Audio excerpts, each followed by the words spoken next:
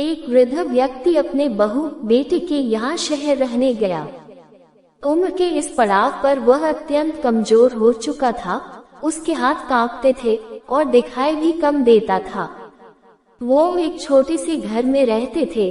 पूरा परिवार और उसका 4 वर्षीय पोता एक साथ डिनर टेबल पर खाना खाते थे। लेकिन वृद्ध होने के कारण उस व्यक्ति को खाने में बड़ी दिक्कत होती थी। कभी मटर के दाने उसकी चम्मच से निकलकर फर्श पे बिखर जाते तो कभी हाथ से दूध छलककर मेजपोश पर गिर जाता।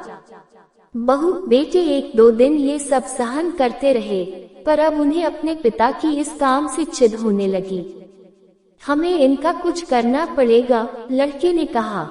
बहू ने भी हाँ में हाँ मिलाए और बोली, आखिर कब तक हम इनकी वजह से अपने खाने का मजा किरकिरा करते रहेंगे और हम इस तरह चीजों का नुकसान होते हुए भी नहीं देख सकते। अगले दिन जब खाने का वक्त हुआ तो बेटे ने एक पुरानी मेज को कमरे के कोने में लगा दिया। अब बूढ़े पिता को वही अकेले बैठकर अपना भोजन करना था। यहाँ तक कि उनके खाने के बर्तनों की जगह एक लकड़ी का कटोरा दे दिया गया था ताकि अब और बर्तन न टूट फूट सकें। बाकी लोग पहले की तरह ही आराम से बैठकर खाते और जब कभी कभार उस बुजुर्ग की तरफ देखते तो उनकी आंखों में आंसू दिखाई देते। यह देखकर भी बहू बेटे का मन नहीं पिघलता।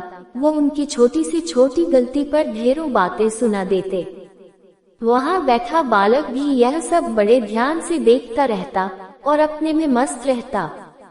एक रात खाने से पहले उस छोटे बालक को उसके माता पिता ने जमीन पर बैठकर कुछ करते हुए देखा।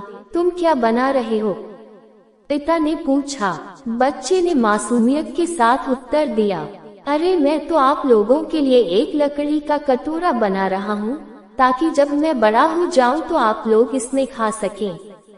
और वह पुनः अपने काम में लग गया। पर इस बात का उसके माता पिता पर बहुत गहरा असर हुआ। उनके मुंह से एक भी शब्द नहीं निकला और आंखों से आंसू बहने लगे। वो दोनों बिना बोले ही समझ चुके थे कि अब उन्हें क्या करना है। उस रात वो अपने बूढ़े पिता को वापस डिनर टेबल पर ले आए और फिर कभी उनके साथ अभद्र व्यवहार नहीं किया।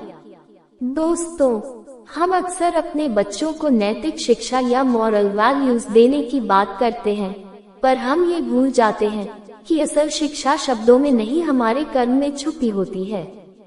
अगर हम बच्चों को बस ये उपदेश देते रहे कि बड़ों का आदर करो, सबका सम्मान करो और खुद इसके उलट व्यवहार करें तो बच्चा भी ऐसा ही करना सीखता है।